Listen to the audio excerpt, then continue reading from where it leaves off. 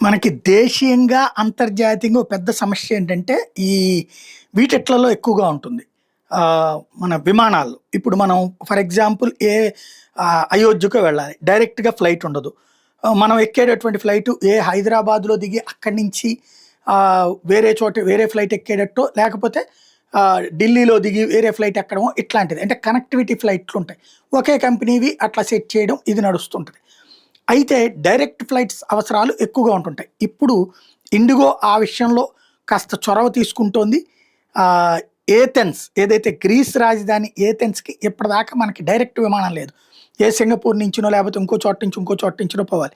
ఇప్పుడు ఇండిగో మొట్టమొదటిసారి నేరుగా ఏథెన్స్‌లో శుక్రవారం నాడు ఫ్ర విమానం దింపింది. అంటే భారత్ నుంచి నేరుగా ఇండిగో కంపెనీకి సంబంధించిన విమానం ఏథెన్స్‌కి చేరిందనమాట. ఇది తొలి విమానం.